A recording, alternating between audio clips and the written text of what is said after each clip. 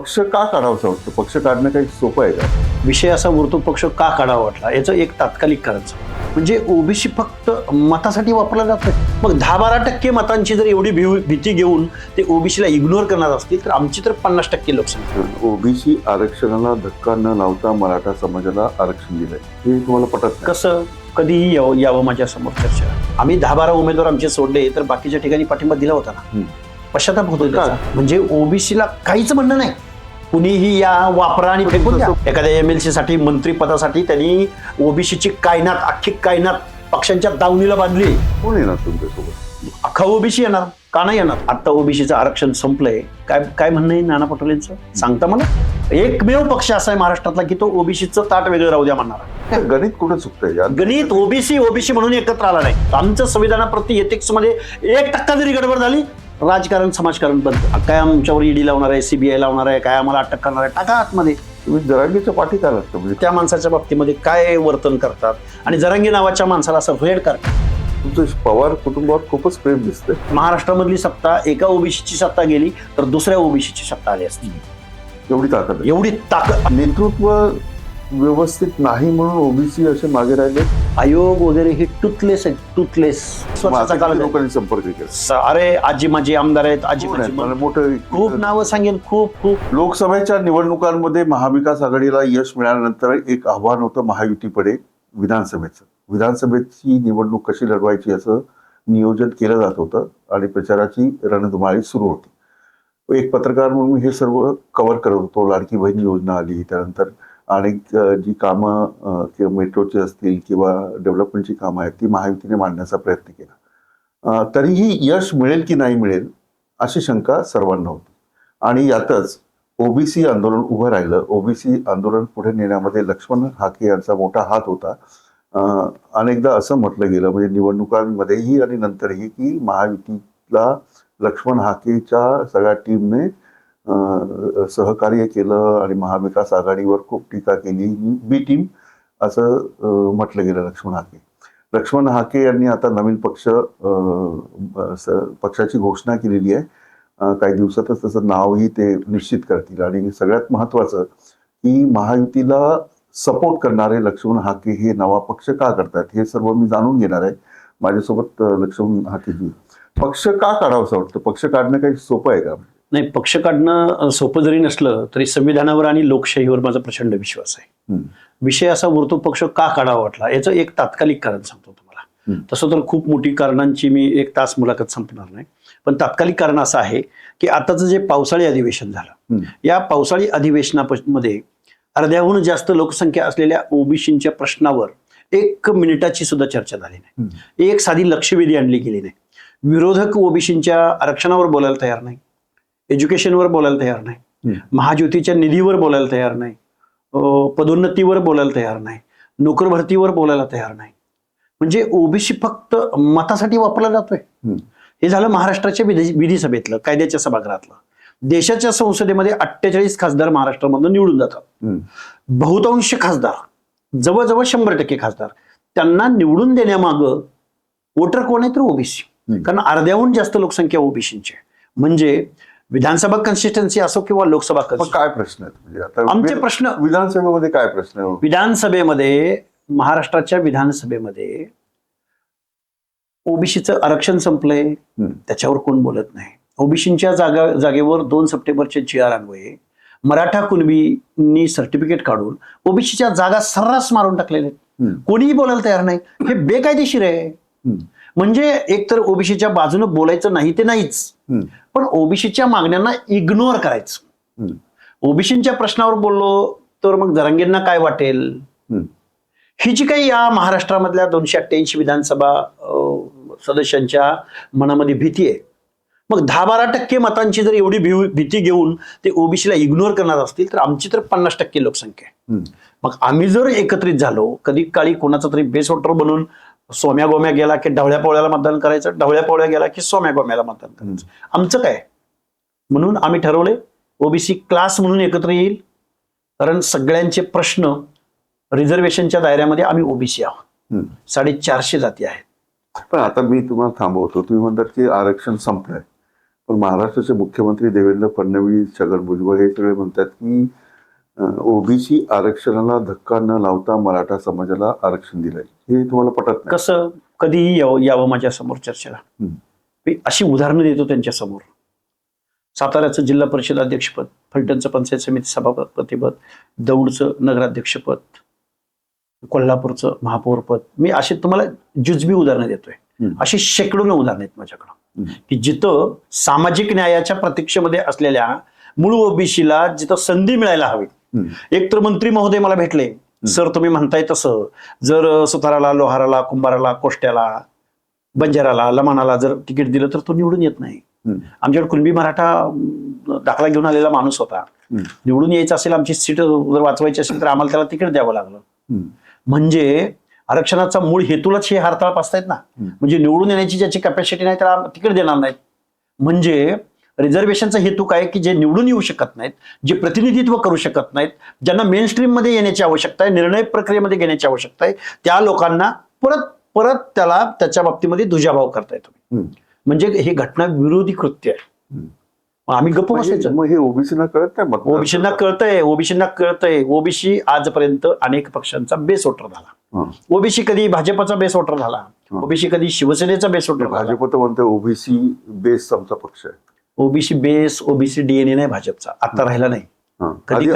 आधी होता. जनसंघाची मिणमिणती पंथी भाजपच्या कमळापर्यंत आली आणि ते कमळ हे कधी काळी पुण्या, मुंबई सारख्या, कोकणासारख्या एका दुसऱ्या मतदारसंघामध्ये असायचं.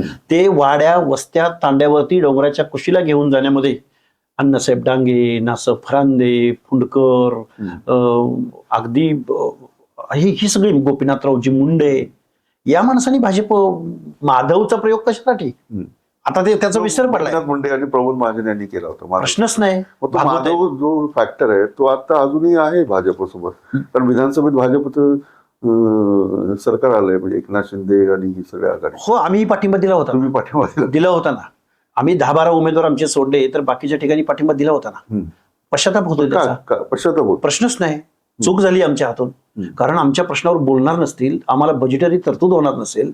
अर्ध्या लोकसंख्येला महाराष्ट्राच्या बजेटमध्ये किती तरतूद आहे सांगू?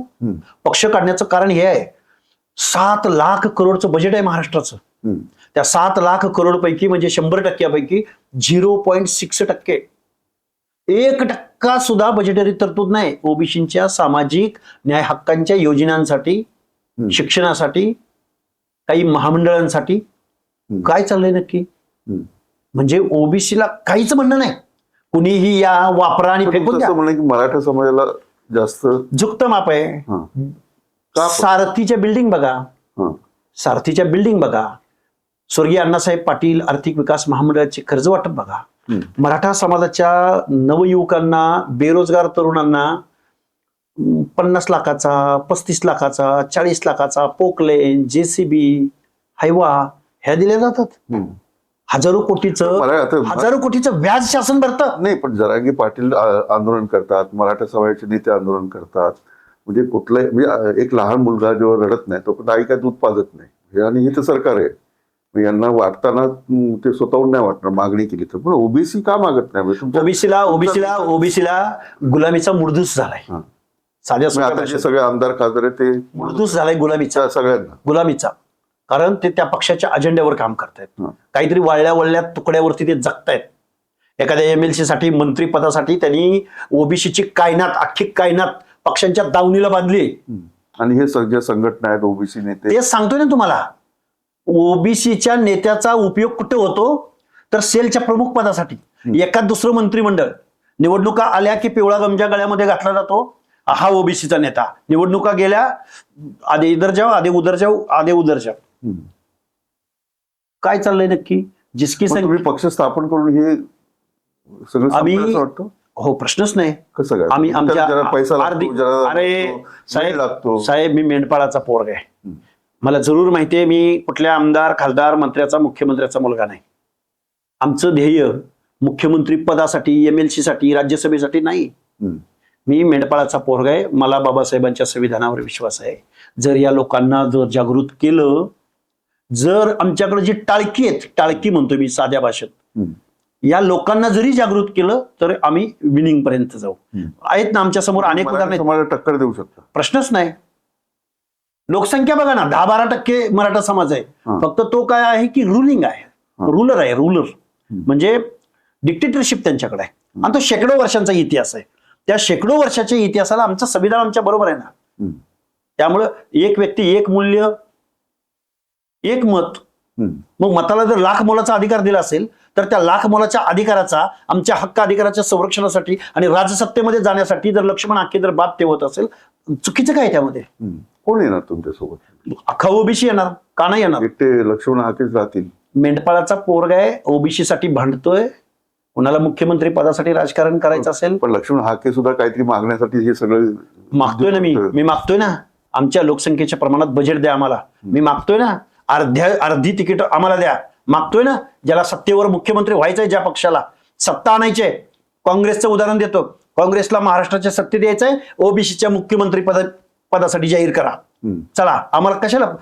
काँग्रेसनं जर ओबीसीची बाजू घेतली असती, महाराष्ट्रातल्या आत्ताचे जे पक्ष आहेत त्या पक्षातल्या एका जरी पक्षाने त्यांच्या अजेंड्यावर ओबीसीचे प्रश्न घेतले असते, पार्टी काढायची काय? राहुल गांधी तर नेहमी म्हणतात ओबीसी आणि हे सगळं बहुजन हा काँग्रेसचा जनाधार आहे. राहुल गांधी, नाना पटोले अनेक वेळा प्रचारात म्हटलेले आहेत. मला वाटतं ते काँग्रेस सगळ्यांना सोबत घेऊन चालतं. आता ओबीसीचं आरक्षण संपलंय, काय म्हणणं आहे नाना पटोलेंचं? सांगता मला? घ्या एकदा माझ्या समोर नाना पटोलेंना, आम्ही बसतो आमने सामने. काय ओबीसीचं वाटोळं झालंय? अरे सत्ताधारी बोलत नाही, ठीक आहे ना. विरोधक तुम्हाला तरी ओबीसीचं मतदान पाहिजे का नाही? उठसूट ओरड असते की बीजेपीच्या मागं ओबीसी गेला, बीजेपीच्या मागं ओबीसी गेला. त्या ओबीसीचं मतदान नकोय नाना पटोलेंना? नाना पटोलेंच्या पक्षांना नकोय ओबीसीचं मतदान? आता जरांगे पाटलांचा विषय आहे. त्यांनी एवढे आंदोलन केले, मोर्चे काढले, 50-60 म्हणजे लाखोनी करोडोनी लोक आली. एक प्रेशर त्यांनी तयार केलं. ओबीसी आंदोलनाची घोषणा तर करतात, पण ते मध्ये 2-4 दिवस करतात आणि परत सोडून देतात. त्याच्यामुळे सरकारला जो अंकुश आहे तो नाहीये. हे बघा, विषय असा आहे, ओबीसी म्हटलं की 300-400 जाती. 300-400 जातीमध्ये परत महाराष्ट्रामध्ये ज्ञानबाची मेक अशी आहे की बलुते अलुते एका बाजूला, विजयंती एका बाजूला, परत विजयंती मध्ये अ ब क ड, हे एवढं बायफ्रिकेशन करून ठेवलं यांनी. ओबीसी हे इथल्या राज्यकर्त्यांनी महाराष्ट्रात सगळे, यशवंतराव चव्हाणांपासून ते आजपर्यंत सगळे टोटली कोणच नाही त्याला अपवाद. यशवंतराव चव्हाण सगळ्या पक्षामध्ये ओबीसी आहेत. प्रश्न तेच तर सगळे एका बाजूला काढावे लागतील. ते सगळे कसं काढणार? निश्चित निघतील. कारण जनता आमच्या बरोबर आहे. कुणाला पुढाऱ्याला कोणाला गुलामगिरी करायची करू द्या. यशवंतराव चव्हाण बोलले, महायुतीमध्ये एवढा फायदा आला महायुतीचा, तर तुम्हाला काय स्वतःला काय मिळालं नाही म्हणून हे सगळं. अहो लक्ष्मण हाकेचं सोडा, लक्ष्मण हाकेचं सोडा. लक्ष्मण हाके काय म्हणतोय की जिल्ह्याच्या ठिकाणी आम्हाला 1 मुलांसाठी आणि 1 मुलींसाठी वसतिगृह तर द्या. दिलं? एक जिल्हा दाखवता मला? महाज्योतीच्या योजनांमध्ये एमपीएससी, यूपीएससी आणि पीएचडी संशोधनाच्या विद्यार्थ्यांच्या जागांमध्ये 95% कपात केल्या. किती टक्के? अगोदरच्या संख्येच्या किती टक्के कपात केली? 95%. हे मागतोय ना लक्ष्मण हाके. बरं, आता भीक मागायचं बंद. कोण येणार तुमच्यासोबत? अख्खा ओबीसी येणार का? नाही येणार. ओबीसी ते सगळे आमदार होऊन कोण? कुठे आमदार म्हणून? बरेचसे नेते ते त्या पक्षाच्या अजेंड्यावर काम करतायत. ते बघा, मध्ये तुम्ही बोलतायत का ते? नाही, तुम्ही प्रकाश आंबेडकरांशी पण अनाउन्स केलं. मी काल पण भेटलोय, बोललोय. परत भेटले, काल पण भेटलोय. प्रकाश आंबेडकर साहेबांचं रिझर्वेशनचं धोरण क्लिअर आहे. त्यांचा पक्ष कुठलाही मला माहिती नाही. त्यांच्या बऱ्याच उमेदवारांचा मी प्रचारही केलाय. पण ते सरळ म्हणतायत की ओबीसीचं ताट वेगळं राहू द्या आणि तुम्हाला बाकीचं काय करायचं ते करा. त्यांची पहिल्या दिवसापासून भूमिका आहे ना. एकमेव पक्ष असा आहे महाराष्ट्रातला की तो ओबीसीचं ताट वेगळं राहू द्या म्हणणारा. ते म्हणले का धक्का न लागता द्या, धक्का न लागता द्या. उद्धव साहेब ओबीसीच्या आरक्षणाला धक्का न लागता देण्यात यावं. बीजेपी मध्ये तर तुम्ही खूप कौतुक करत होता उद्धव ठाकरेंचं. हे बघा, बाळासाहेब ठाकरे नावाच्या माणसानं महाराष्ट्रामध्ये जातीपातीच्या पलीकडे जाऊन हर एक माणसाला कर्तृत्वाच्या जोरावरती तिकीट दिली, लिडरशिप दिली. छोट्या समूहातली माणसं, त्याची जातपात न बघता ती माणसं आमदार खासदार झाली. अलीकडचं काय आहे? अलीकडचं कारखानदार, वतनदार, जागीरदार, पैसा, मॅन, मनी, मसलवाला जो निवडून येण्याची क्षमता ज्याच्यात आहे त्याच्याकडे जर तिकीट दिली जात असतील तर मग कुठलाही पक्ष निवडून येणारा उमेदवार पाहिजे आणि ओबीसी जे आहेत एवढे सक्षम नाहीत की निवडून येतील. ते तयारी का होत नाही? ते सक्षमीकरणाचंच पाऊल आहे ना ओबीसी. ही तयारी का होत नाही? तीच तयारी चालू आहे. हे बघा, मला एक सांगा, शेकडो वर्षाच्या स्पॅन मध्ये ज्या ओबीसींना त्यांच्या व्यवसायामध्ये गुंतवून ठेवलंय, तो मानसिकदृष्ट्या गुलाम आहे.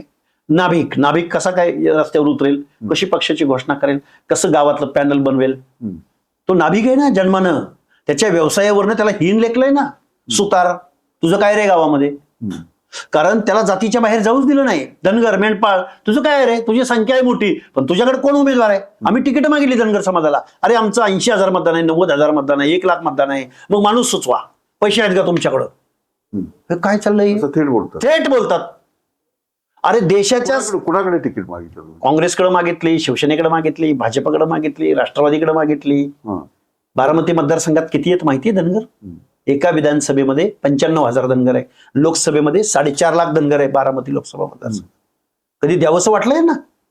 8 जिल्हे आहेत मराठवाड्यातले, मी त्याच्याकडे येतो. 8 जिल्हे मराठवाड्यातले, नांदेड, लातूर, धाराशिव, जालना, बीड, छत्रपती संभाजीनगर, अजून कुठले राहिले बघा. 8 जिल्हे आहेत. त्या 8 जिल्ह्यामध्ये धनगर समाजाचं मतदान सेकंड पोझिशनला, 2 नंबरला. विधानसभेत एकही माणूस गेला नाही की नाही, विधान परिषदेत सुद्धा जाऊ शकला नाही. ही जर बहुसंख्येनं असलेल्या धनगराची अवस्था आहे, तर मग गावगाड्यातल्या ह्या कारुणारच काय, बलुती आलो त्याचं काय. गणित कुठे चुकतंय? गणित ओबीसी म्हणून एकत्र आला नाही. ओबीसीनी कधी फुले शाहू आंबेडकरांचा विचारावर ते कधी आले नाहीत. हे दुर्दैव आहे आमचं. ओबीसीला फोडा झोडा, ओबीसी एकत्र यायचा दिसल्यानंतर धनगराचं वेगळं आंदोलन महाराष्ट्रात उभं केलं गेलं. लक्ष्मण हाकेला थ्रेड्स पोचवण्यासाठी, लक्ष्मण हाकेला डॅमेज करण्यासाठी अनेक आरक्षणाची आंदोलन उभी राहिली ना. धनगर बाजूला पडला तर ओबीसीची मुवमेंट जागेवर थांबते ना. तुम्ही थेट जो पंगा घेताय, शरद पवार असतील, जरांगे पाटील असतील, तर याच्यामुळे एक क्रेडिबिलिटी जी आहे तुमची ती तिला धक्का पोहोचत नाही? अजिबात नाही. आधी लोकसभेला वेगळं होतं, विधानसभेला कधी काँग्रेसकडे तिकीट मागतात, कधी याला सपोर्ट करतात. साहेब मी कुठल्या पक्षाचा मेंबर आहे का? नाही, पहिली गोष्ट. दुसरी गोष्ट, संघर्ष करणाऱ्याच्या मागे जनता जाते, हे मला चांगलं माहिती आहे. हे आत्ताचे महाराष्ट्राचे पक्ष आहेत ना, महाराष्ट्राचे पक्ष नक्की कुणाबरोबर अलायन्स आहे. आणि आज निवडून आलेला माणूस, विरोधात निवडून आलेला माणूस, अहो त्या आत्ताची विधान परिषदेची निवडणूक झाली नाशिकमध्ये, दराडे नावाचे एक सद्ग्रस्त पराभूत झाले, पक्षाच्या अधिकृत उमेदवार पराभूत झाले. ज्यानं पराभूत केलं त्याला चॉपर पाठवून त्या पक्षाच्या प्रमुखांना मुंबईला बोलवलं. तुम्ही काय कार्यकर्त्याकडून एथिक्सची अपेक्षा करताय का? आम्ही तर एथिक्स पाळतच आहोत. आमचं संविधानाप्रती एथिक्स मध्ये 1% जरी गडबड झाली, राजकारण समाजकारण बंद. तुमचे नेतेच जर कॅपेबल नाहीये, एका आता जसं तुम्ही म्हटलं की आमदारांची संख्या, तुम्ही खासदारांची संख्या म्हटली, तर हे जर फॉर्म नसतील तर समाजाला ते काय दिशा दाखवणार? हे बघा, नेत्यांची ही मजबुरी आहे. डर के आगे जीत होती है. हे करेज, हे धाडस, ही रिस्क घ्यायला नेते तयार नाही. आम्ही म्हणतोय ना, अरे आम्हाला काय गमवायचंय, काय आमच्यावर ईडी लावणार आहे, सीबीआय लावणार आहे, काय आम्हाला अटक करणार आहे, टाका आतमध्ये. पण जनसामान्यांचा आवाज जे विस्थापित आहेत, त्या विस्थापितांना एकत्र करण्याची नीव आम्हाला ठेवावी लागेल. नाहीतर मग एवढं चळवळ करून, धडपड करून उपयोग काय त्या गोष्टीचा? तुम्ही जरांगेच्या पाठी का लागतं? म्हणजे जरांगेंची मागणीच एवढी बेकायदेशीर, संविधान विरोधी आणि झोपते. कुणबी मराठा आहे ना, म्हणजे कुणबी आहे ना. कोण कुणबी? निजामाच्या साहेब गॅजेटमध्ये, मग बंजारा एसटी मध्ये आहे, मग त्यामध्ये आमचा धोबी एससी मध्ये आहे, नाभिक एससी मध्ये आहे, जैन, आमचा जैन या सांगली वगैरे परिसरातला जैन हा कुणबी, त्याचं पण सर्टिफिकेट आहे कुणबी. ब्राह्मण कुलकर्णी याचं पण कुणबीचं सर्टिफिकेट आहे. मग त्यांना द्यायचं आरक्षण ओबीसीचं. व्हेरिफिकेशन म्हणजे अरे सामाजिक दुजाभाव ज्याच्या बाबतीत, सोशल डिस्क्रिमिनेशन ज्याच्या बाबतीत झालं, त्याचं प्रतिनिधित्व रिझर्वेशन आहे. कुणी सांगितलं लाभाची योजना आहे म्हणून रिझर्वेशन? लाभाची योजना असते तर एससी एसटी वाल्यांनी घरावर सोन्याची कौलं नसते का घातली? ओबीसी काय तो जरांगे, काय त्याचा वकूब, काय त्याचं ज्ञान, काय निवडलाय हो माणूस. अरे तिकडे सोनम वांगचुक नावाचा माणूस, जो IIT इंजिनियर आहे, ज्याला पद्मश्री अवॉर्ड आहे, ज्याला रेमन मॅक्सेसे अवॉर्ड आहे फिलिपिन्स देशाचा, की जो आशियाचा नोबेल प्राइज म्हणून त्याला ओळखलं जातं. त्याची पाण्याची योजना, संशोधनी चेहरा, अरे एवढा माणूस असताना त्या माणसाच्या बाबतीमध्ये काय वर्तन करतात आणि जरांगे नावाच्या माणसाला असं रेड कार्पेट घालतात. जी हुजूर आज आंदोलन जाहीर तर 11 वाजता शासनाचे प्रतिनिधी तिथं पोहोचतात. का? राजकारण अडचणीत येतं म्हणून. आणि सोनम वांगचुक लडाख मधून आलाय, तो प्रभाव टाकू शकत नाही तुमच्या मतपेटीवर म्हणून 20 दिवसानंतर त्याचं आंदोलन मोडीत करताय तुम्ही. सरकारमधले जे मंत्री आहेत ते जरांगे पाटलांना, जरांगे पाटील हा नावाचा माणूस मुळात डुप्लिकेट आणि कोणाच्या तरी सांगण्यावर लोक कसे सोबत असतील? आणि सोबत म्हणजे राज्य करतील, शासन करतील, जमात आहे ना. अहो पाराच्या कट्ट्यावर येऊन बसणं, त्यांना सरकारकडूनच पाठिंबा मिळतो. सरकारकडून अहो हे सरकार आपल्या स्वतःलाच कसं अडचणीत आहे? हे बघा साहेब, जरांगे नावाचा माणूस या माणसाला कुठल्या पक्षानं सपोर्ट केला नाही ते सांगा ना मला. राष्ट्रवादीनं शरद पवार गटाने केला नाही, बरं अजितदादा पवार गटाने केला नाही, उद्धव ठाकरे जाऊन भेटले नाहीत, भाजपनं केलं नाही, कुणी केला नाही सपोर्ट. त्यांच्या मुद्द्यावर जाऊन भेटले ते. मुद्द्यावर म्हणजे मग कशावर? जरांगे कोण आहे मग? मुद्दा मांडलाय म्हणूनच तिकडे गेलेत ना. पण बेकायदा मागणीला तुम्ही सपोर्ट करताय, त्यावेळी ओबीसीवर काय परिणाम होणार आहे या परिणामाची कुणी चर्चा केली मला सांगू शकताय तुम्ही? जरांगेची मागणी मान्य झाली, ओबीसी मध्ये इन्क्लुजन जर मराठ्यांचं झालं. मी नागपूरला जे काय मोर्चा काढला होता ओबीसी, तर त्याच्यामध्ये मुख्यमंत्री असं म्हटलं की आम्ही काय धक्का लावला नाही आरक्षणाला आणि आम्ही मराठा समाजाला कुणबीला सुद्धा आरक्षण दिलंय. तेव्हा का तुमची चळवळ मोठी झाली नाही? कधीची गोष्ट बोलताय? मुख्य जरांगे पाटलावर चर्चा जेव्हा झाली, काय मान्य करण्यात आलं निजामगावचे, बोललो 2 सप्टेंबरचा जी.आर. फाडून टाकला लक्ष्मण हाकेने.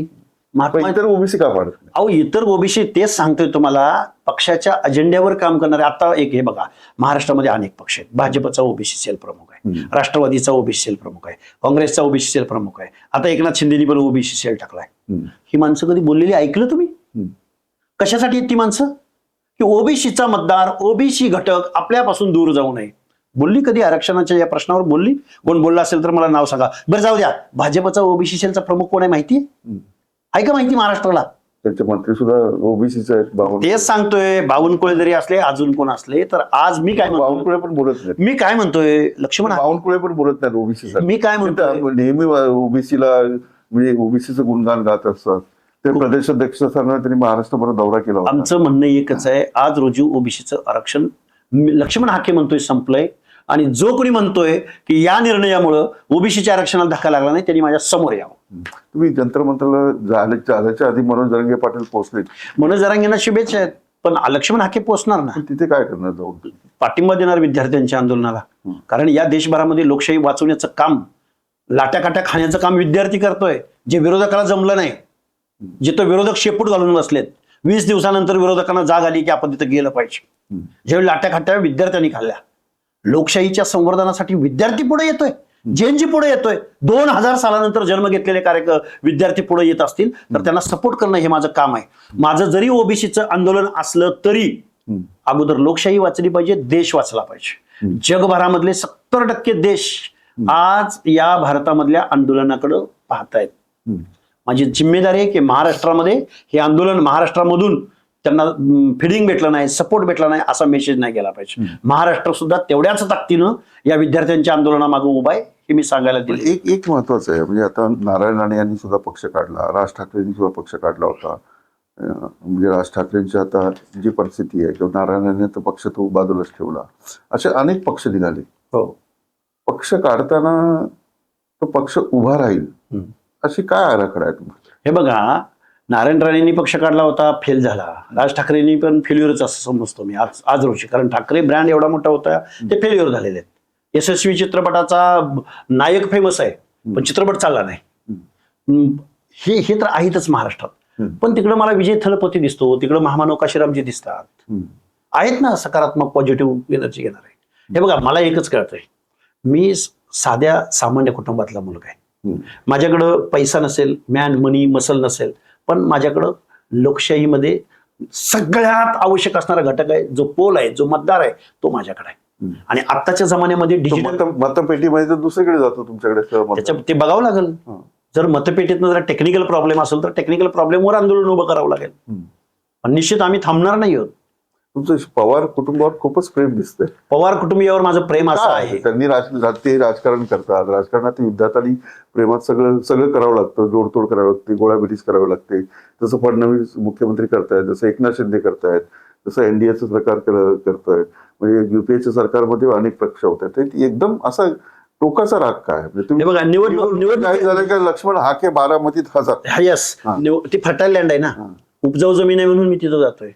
कारण त्या फर्टाईल लँड मध्ये क्रॉप आहे ते आमचं आहे ना सगळं. ओबीसीचा मतदार आहे ना तिथं. प्रॉब्लेम काय झालाय माहिती आहे का, निवडणुकांचा टेन्युअर किती दिवसाचा असतो? 1 महिन्याचा, अगोदर आणि नंतर. त्यानंतर त्यांनी सर्वसामान्य माणसावर काम करायला पाहिजे की नाही करायला पाहिजे? कारण निवडणुकीचाच टान्स 5 वर्ष चालवायचा असतो. एखाद्या कारखान्याचा लेटर ऑफ इंटेंट द्यायची वेळ येते त्यावेळी कुणाला दिला जातो? तिकीट द्यायची वेळ येते, वायनरी द्यायची वेळ येते, दूध संघ द्यायची वेळ येते, डीसीसी बँकेचं लोन द्यायची वेळ येते, कुणाला दिलं जातं? ते ओबीसी लोकांना मिळत नाही. कधी सांगा ना मला, महाराष्ट्रामधली एक डीसीसी बँक अशी दाखवा की त्या डीसीसी बँकचा अध्यक्ष ओबीसी झाला. मला एक प्रश्न पडतो की गोपीनाथ मुंडे असताना ओबीसी चळवळ खूप मोठी होती आणि एक आवाज होता, नेतृत्व व्यवस्थित नाही म्हणून ओबीसी असे मागे राहिले नाही. हे बघा, ओबीसी हा व्यवसायावर आधारित आहे. प्रत्येकाचं एक प्रोबेशन आहे. नाभिक त्याचा व्यवसाय आहे, त्याला रोज सर्व माणसाला तोंड द्यायचं आहे. तो राजकीय दृष्ट्या अलर्ट नाहीये. मेंढपाळ, धनगर, अरे मेंढपाळी करतोय, बंजारा तांड्यावरती बांधकाम मजूर, ऊसतोडी मजूर, हे सोशली बॅकवर्ड आहेत. मग सोशली बॅकवर्ड तर बौद्ध समाज होता, मातंग समाज तर उपवर्गीय. अहो साहेब, एकदम एकत्र अहो त्याच्यावर 1 तास बोलावं लागेल साहेब. नवबौद्धांना सांगतो ना, डॉक्टर बाबासाहेब आंबेडकरांसारखा महामानव आहे की जो नवबौद्ध समाजाला अपील करून गेला. वाङ्मयीन आघाडी त्यांची उभी राहिली, अनेक आत्मकथनं आली, दलित साहित्यानं महाराष्ट्र भाषेचं कक्षा रुंदावल्या. खूप मोठी वाङ्मयीन आघाडी आहे. ओबीसी अजूनही पिढ्याच्या अनेक अंधश्रद्धा, रूढी, परंपरा, गुलामी, व्यावसायिक दृष्ट्या गुलामी, गावच्या पाटलाचा नोकर, त्या गुलामीतनं बाहेर निघायला तयार नाही. मी काय म्हणलं मग अशी मुलाखतीच्या सुरुवातीला, फुले शाहू आंबेडकर जर माझ्या ओबीसीला कळला असता तर महाराष्ट्रामधली सत्ता एका ओबीसीची सत्ता गेली तर दुसऱ्या ओबीसीची सत्ता आली असती. एवढी ताकद. अरे मतदानच तेवढं आहे ना. अरे एक धनगर कम्युनिटी, जेव्हापासून निवडणुका लागल्या तेव्हापासून मराठा मुख्यमंत्री, मंत्री मराठा, मग हे त्यांना जाणीव आहे. हे जाऊ द्या, हे तुम्ही आम्ही नाही बोलत, सुप्रीम कोर्ट बोलतो. सुप्रीम कोर्टाच्या भाषेत सांगतो तुम्हाला की महाराष्ट्रामध्ये मराठा ही डॉमिनेटिंग कास्ट आहे, रुलर कास्ट आहे. असं काय घडलंय महाराष्ट्रामध्ये की मराठा समाज पिछडला गेलाय, बॅकवर्ड झालाय. आणि मग मराठा समाज बॅकवर्ड झाला असेल तर मराठा समाजापेक्षा प्रगती केलेला समाज कोणता आहे? साधं मी तुमच्या संधी होती, मागासवर्गीय आयोगात तुम्ही होता, तुम्ही राजीनामा देऊन बाहेर, मागासवर्ग तुमचा म्हणजे तुमचा सेतीत राहिलाच नाही, तुम्ही बाहेर पडला. बाहेर पडण्याचं कारण असं होतं, रिपोर्ट झाला असता तुमचा एक सेल नाही दिले ना 55 जातींना. आता ते बोलणं योग्य नाही, तर ती न्यायिक पोस्ट होती. 50 ते 55 कम्युनिटींना देश स्वतंत्र झाल्यापासून ओबीसीचं रिझर्वेशन भेटत नव्हतं. त्यांना आतमध्ये आणण्यामध्ये आमच्या आयोगाचा, आमच्या अध्यक्षांचा आहे ना वाटा. पण आयोग वगैरे हे टूथलेस आहे, टूथलेस. आयोगाला 250 स्क्वेअर फुटाच्या पुढे ऑफिस नाही, आयोगाच्या अध्यक्षाला गाडी नाही, 10,000 रुपयाचं तुटपुंज मानधन आहे आयोगाला. मी माझ्या पदरचं डिझेल घालून मी अनेक विमुक्त जातींच्या वगैरे पालावरती, तांड्यावरती, वस्त्यावरती जाऊन अभ्यास करायचा, त्याची टिपणं काढण्याचा प्रयत्न केलाय. राजसत्ता ही अंतिम आहे. राजसत्तेचीच भाषा आयोग असो, न्यायिक व्यवस्था असो, किंवा विधिमंडळ असो, किंवा वैधानिक मंडळ असो. किती वर्ष लागते राजसत्ता तुमच्या हातात? ठरवलं तर 2 वर्ष काफी आहेत, नाही तर 20 वर्ष सुद्धा कमी आहेत. पण होईल का? पण प्रश्नच नाही. डिजिटल मीडिया आहे. मराठा समाज जो डॉमिनेटेड आहे, मराठा समाज हे बघा, एक विधानसभा डोळ्यासमोर ठेवली. काँग्रेस मराठ्यालाच तिकीट देतं, भाजप मराठ्यालाच तिकीट देतं, शिवसेना मराठ्यालाच तिकीट देतं, अजून कोण मराठ्यालाच तिकीट देतं. 6व्या-7व्या क्रमांकाला ओबीसीचा विचाराचा एकही पक्ष नाही ना. तेच तर सांगतो तुम्हाला. 288 पैकी भाजपनं किती ओबीसी दिले, काँग्रेसनं किती दिले, राष्ट्रवादीनं किती दिले. मंत्रीपद, महसूल मंत्रीपद अमक्या अमक्याला. आत्ताचा अपवाद आहे की बावनकुळेचे महसूल मंत्री आहेत. खाती सुद्धा ठरलेली तिथं. गृहमंत्री कुणाला? अमक्या अमक्याला. महसूल मंत्रीपद अमक्या अमक्याला. अर्थमंत्रीपद ते जयंत पाटील आणि अजितदादा पवार. अर्थमंत्री हे काही कुठले काय तज्ञ वगैरे आहेत का? का दिलं जातं? हा दुजाभाव नाही? यांना माणूस भेटत नाही ओबीसी मधला? एखादा एज्युकेटेड माणूस भेटत नाही. त्याच्याकडे दुजाभाव मागता, पण माझा प्रश्न तोच आहे, मूळ प्रश्न असा आहे की तुमची ताकद कधी उभी राहणार आहे? आमची ताकद आहे, पण आमची ताकद इतरांची हुजरेगिरी करण्यासाठी आहे. या महाराष्ट्रामध्ये करणार तुम्ही? प्रश्नच नाही. काय झालं, देशाला स्वातंत्र्य मिळत असताना महाराष्ट्रामध्ये एक ब्राह्मणेतर चळवळ उभी राहिली. बहुजन म्हणून एक कॉन्सेप्ट महाराष्ट्रामध्ये आला. पण काश्यांचा बहुजन वेगळा होता आणि महाराष्ट्रातला बहुजन वेगळा होता. कारण बहुजन म्हणून मराठा समाजानं भोसले, चव्हाण, पाटील, देशमुख या मंडळींनी ओबीसी वापरला. पण राजकारणाची सर्व सूत्र हातामध्ये ठेवली आणि राजकारणाची सगळी यंत्रणा, लॉजिस्टिक आणि एका छताखालचे ते सगळे उद्योगधंदे, निवडणुका जिंकण्याचं व्याकरण मराठा समाजानं आत्मसात केलं. आम्हाला काय मिळालं गावगाड्यातल्या ओबीसीला? हा सवाल आहे ना. मग एज्युकेटेड नाहीये म्हणून असं होतंय? हे बघा, सामाजिक दुजाभाव आहे. ओबीसी हा कमालीचा विमुक्त जाती कायम स्थलांतरित होत राहिल्या, डोंगराच्या कुशीला व्यवसायामध्ये गडले, गावगाड्यामध्ये बलुते आलो, त्याच्या पलीकडे आजही ते जाऊ शकत नाहीत. मुळात त्यांच्यामध्ये संघर्ष चालू आहे, खूप मोठा आहे. मनोज जरांगेच्या विरोधामध्ये साधी फेसबुकला किंवा सोशल मीडियावर कमेंट पडली तर त्याचं घर शोधलं जायचं. त्या माणसाला असं समोर चावडीवर आणून नाक घासून माफी मागायला लावायची ही मंडळी. तिथं त्याच्या गावातच जाऊन लक्ष्मण हाके उपोषणाला बसला. झालं ना, लोकांनी मान्य केलं नाही हे गोष्टी सगळ्या. ओबीसी जनता पार्टी, मी फक्त बोलता 2 दिवसापूर्वी बोलून गेलो, महाराष्ट्रामधल्या प्रत्येक माणसापर्यंत ते पोहोचलंय. एक काळ असा होता की एखादा पक्ष, पार्टी आणि त्याचं पर्क्युलेशन करायला 25 वर्षाचा काळ लोकांनी संपर्क केला. अरे आजी माझी आमदार आहेत, आजी माझी मोठं खूप नावं सांगेन, खूप. आता लगेच मी थोडा वेळ द्या मला, लगेच अजून आडाखे बघायला नको. चला, खूप धन्यवाद. पक्ष का काढला आणि एकूणच काय समीकरण हे जाणून घेण्याचा प्रयत्न केला. लक्ष्मण हाके यांनी नवीन पक्ष काढलेला आहे. आता त्यांचा संघर्ष मोठा आहे किंवा पक्ष हा काही काढणं सोपं काम नाहीये. त्यासाठी आर्थिक पाठबळ लागतं किंवा कार्यकर्ते लागतात. खूप मोठा प्रवास लागतो. शुभेच्छा. खूप धन्यवाद. आपण पाहत राहा लेट्स अप. सोशल मीडियाच्या भाऊ गर्दीत विश्वासार्हतेने चकाकणारे नाव म्हणजे लेट्सअप मराठी. सगळ्या नागरिकांना ती स्पीच, ती लेट्सअप वरील मुलाखती म्हणजे विचारांचा खजिना. त्यानंतरच्या निवडणुकीमध्ये मला सोडून गेले. बातम्या केवळ वस्तुस्थिती सांगणाऱ्या, न प्रोपगंडा, फक्त जनतेचा अजेंडा. क्योंकि आने वाला कल जाने वाला है, जाने वाला कल आने वाला है. राजकारण, मनोरंजन असो की क्रीडा क्षेत्र, महाराष्ट्राची स्पंदने संवेदनशीलतेने टिपणारे माध्यम म्हणजे लेट्सअप मराठी. जगासोबत एक पाऊल पुढे राहण्यासाठी लेट्सअपचे ॲप, सोशल मीडिया आणि वेबसाईट सोबत कनेक्टेड रहा.